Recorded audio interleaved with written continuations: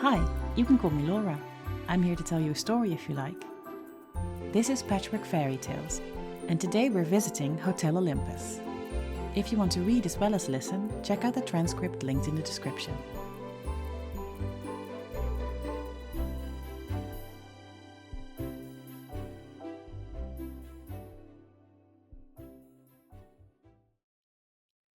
Hotel Olympus, Chapter 5.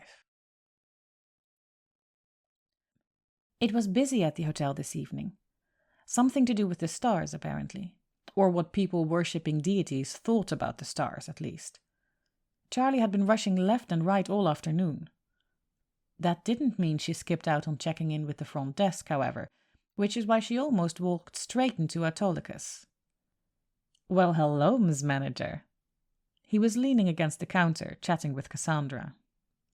"Hi, Autolycus," Charlie replied with patient neutrality. "Done with Mr. Dionysus's requests already?" The names were still giving her trouble, but she prided herself on proper pronunciation for both her guests and employees. "Oh, I have everything ready for him in advance, especially when he drops by with his wife." Autolycus grinned. "No worries there." "Good," Charlie nodded. She might not have time for his flirting, but Autolycus was very good at his job. She was not sure if head of room service quite covered the extent of his services, but he didn't seem to mind it. "What about you, he prodded. "Anyone giving you trouble? Cass is already all worked up over nothing." "I'll give you worked up over nothing," Cassandra muttered under her breath, but judging from Autolycus winking, Charlie had to assume this was not a real threat. "No such thing as trouble," she said decidedly. "At least not in the lobby of my hotel." Charlie trailed off, eyes straining to the glass doors of the main entrance, on the other side of which Phaeton seemed to be doing a lot of running. There was a terrible racket outside.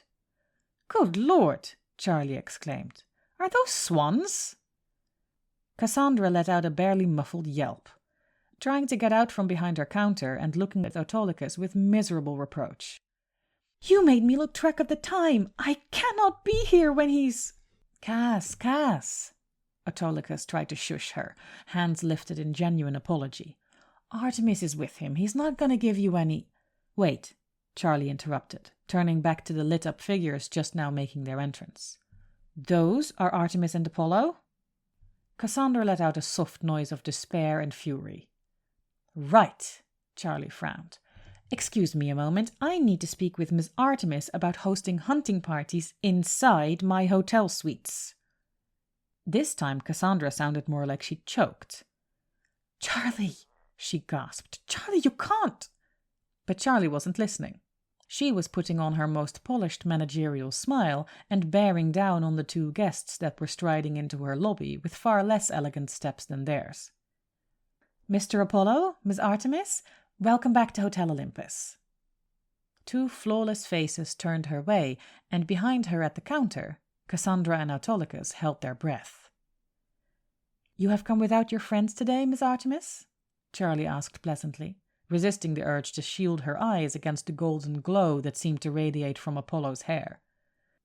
"My nymphs will be joining me shortly," Artemis replied, studying Charlie with eyes as endless as the hidden waters in the woods. "Oh, great. Wonderful," Charlie smiled. "Then, may I suggest that if you and your friends want to engage in sports, the way you did during your last visit, you make use of our fitness facilities. I assure you these are much more suitable for both target practice and endurance runs than our other suites." It became very quiet in the lobby. Even the swans and deer outside seemed to give up their protests as they were wrangled towards the stables. But Charlie was no longer intimidated by being looked up and down by wealthy women, even ones that carried a bow and arrow. "These facilities," Artemis said at length. "Where are they located?" "On the ground floor of the East Wing. I have been assured there is no need to reserve them as there is always enough room," she replied. And then, remembering the mess in the bathroom, she added, "There are also several pools, ma'am, and one of those can be reserved for your party if you so wish." It was always a relief when guests went from thoughtful to smiling. The one implied they were thinking of ways to disagree with you, the other meant they had been won over. "To have a pool to ourselves would be very pleasant," Artemis said. "You will make sure no one can disturb us there?" "I shall see to it you can bathe in privacy," Charlie promised. The smile in Artemis's eyes lit up, and before Charlie had the presence of mind to react, the goddess reached out a hand and pressed 2 soft fingers to the crown of her forehead. "Thank you, maiden, for your service. It is most appreciated. I shall now see to it that Helios's boy does not upset my deer." And she turned on the tips of her toes and disappeared back out of the front door, leaving Charlie to blink in confusion at her retreating form. "Excuse me?" a voice that was clearly not used to speaking those words said beside her. "Yes, sir," Charlie chimed promptly, turning to Apollo. "Has my room been supplied with laurels?"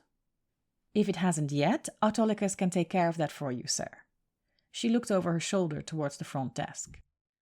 Autolycus and Cassandra were standing side by side, staring at her with partially open mouths. "Autolycus," Charlie said with emphasis, "Mr. Apollo would like to speak to you about his floral arrangements." Autolycus's feet never seemed to make any sound, even when he was moving at a running speed. "Yes, ma'am." He made a stiff little bow.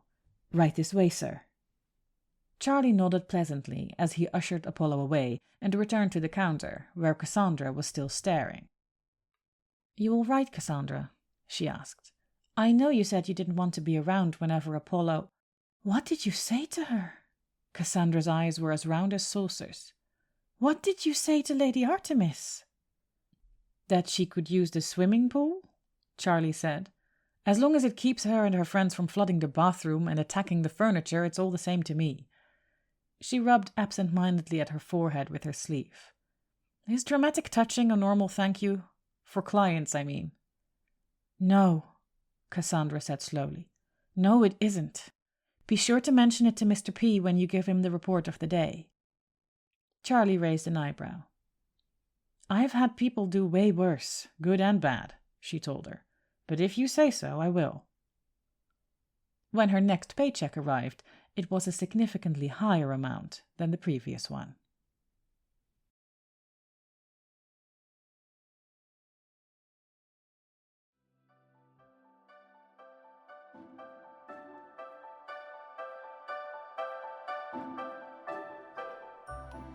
Thank you very much for listening.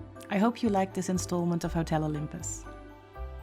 Transcripts, easy streaming, and all the information about this podcast and all my other creations can be found on laurasimons.com.